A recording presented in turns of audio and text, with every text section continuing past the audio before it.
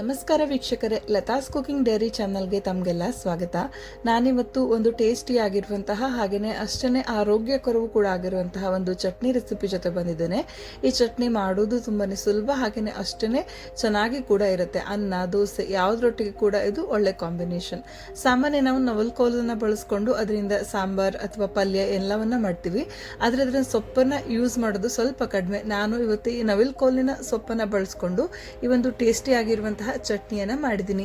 ಬನ್ನಿ ಹಾಗಿದ್ರೆ ಈ ಚಟ್ನಿ ರೆಸಿಪಿ ಮಾಡೋದು ಹೇಗೆ ಅನ್ನೋದನ್ನ ಕ್ವಿಕ್ ಆಗಿ ನೋಡ್ಕೊಂಬರೋಣ. ಮೊದಲಿಗೆ ಸೊಪ್ಪನ್ನ ಕ್ಲೀನ್ ಆಗಿ ತೊಳೆದು ಈ ರೀತಿ ಹೆಚ್ಚಿಟ್ಕೊಂಡಿದ್ದೀನಿ. ಆ ನಂತರ ಒಂದು ಪ್ಯಾನ್ಗೆ 1-2 ಸ್ಪೂನ್ ಆಗುವಷ್ಟು ಎಣ್ಣೆ ಹಾಕೊಂಡಿದ್ದೀನಿ. ಹಾಗೇನೆ ಒಂದು 1/4 ಸ್ಪೂನ್ ಆಗುವಷ್ಟು ಧನಿಯಾ, ಹಾಗೇನೆ ಒಂದು 1/4 ಸ್ಪೂನ್ ಆಗುವಷ್ಟು ಜೀರಿಗೆಯನ್ನ ಸೇರಿಸ್ಕೊಂಡಿದ್ದೀನಿ. ನಂತರ ಇದಕ್ಕೆ 1-2 ಹಸಿಮೆಣಸಿನಕಾಯಿಯನ್ನ ಸೇರಿಸ್ಕೊಳ್ತಾ ಇದ್ದೀನಿ. ನೀವು ಖಾರಕ್ಕೆ ಅನುಗುಣವಾಗಿ ಖಾರವನ್ನು ಹೆಚ್ಚು ಕಮ್ಮಿ ಕೂಡ ಮಾಡ್ಕೋಬಹುದು. ನಂತರ ಇವೆಲ್ಲವನ್ನು ಸ್ವಲ್ಪ ಫ್ರೈ ಮಾಡ್ಕೊಳ್ತಾ ಇದ್ದೀನಿ. ಇಲ್ಲಿ ಹಸಿರು ಮೆಣಸಿನಕಾಯಿ ಸ್ವಲ್ಪ ಫ್ರೈ ಆಗೋ ತನಕ ಇದನ್ನ ಈ ರೀತಿ ಲೋ ಫ್ಲೇಮಲ್ಲಿ ನಾನು ಇವಾಗ ಇದನ್ನ ಫ್ರೈ ಮಾಡ್ಕೊಂಡಿದ್ದೀನಿ. ಒಂದ್ಸಲ ಇದು ಫ್ರೈ ಆದ ನಂತರ ಇದಕ್ಕೆ ಈ ರೀತಿ ಹೆಚ್ಚಿಟ್ಕೊಂಡಿರುವಂತಹ ನವಿಲ್ಕೋಲಿನ ಸೊಪ್ಪನ್ನು ಹಾಕ್ಕೊಳ್ತಾ ಇದ್ದೀನಿ.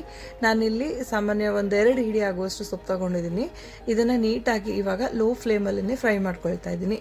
ಒಂದು 5-8 ನಿಮಿಷಗಳ ಕಾಲ ಈ ರೀತಿ ಕೈ ಆಡಿಸ್ತಾ ಇರಬೇಕು. ಈ ಸೊಪ್ಪು ನಿಧಾನವಾಗಿ ಈ ರೀತಿ ಚೆನ್ನಾಗಿ ಫ್ರೈ ಆಗುತ್ತೆ. ಪೂರ್ತಿ ಇದು ಫ್ರೈ ಆಗಿ ಒಂಥರ ಈ ಬಾಡುತ್ತಲ್ಲ, ಅಷ್ಟಾಗೋ ತನಕ ಅದನ್ನು ಫ್ರೈ ಮಾಡ್ಕೋಬೇಕು. ಇವಾಗ ಇದು ಫ್ರೈ ಆಗಿದೆ, ಇದನ್ನು ಆರೋದಕ್ಕೆ ಇಟ್ಕೊಂಡಿದ್ದೀನಿ.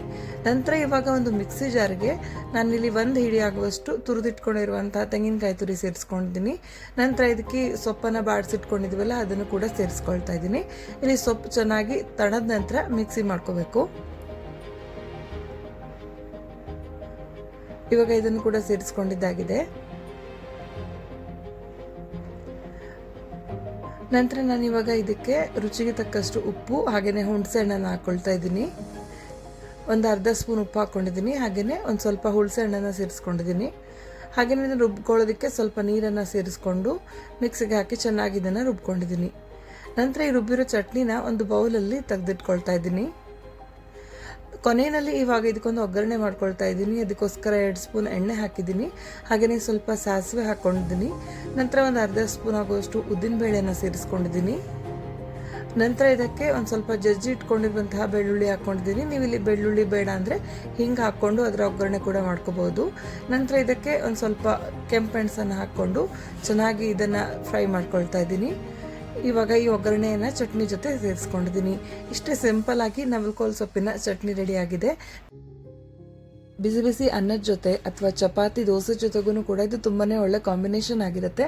ಹಾಗೆಯೇ ನಮ್ಮ ಆರೋಗ್ಯಕ್ಕೂ ಕೂಡ ತುಂಬಾನೇ ಒಳ್ಳೆಯದು. ಫ್ರೆಂಡ್ಸ್, ಈ ಒಂದು ಚಟ್ನಿ ನಿಮಗೆ ಇಷ್ಟವಾಗಿದೆ ಅಂದರೆ ಖಂಡಿತ ಒಂದು ಲೈಕ್ ಮಾಡಿ.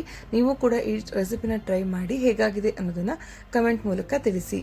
ಧನ್ಯವಾದಗಳು. ಸಿಗೋಣ ಮುಂದಿನ ವಿಡಿಯೋದಲ್ಲಿ. Thank you for watching.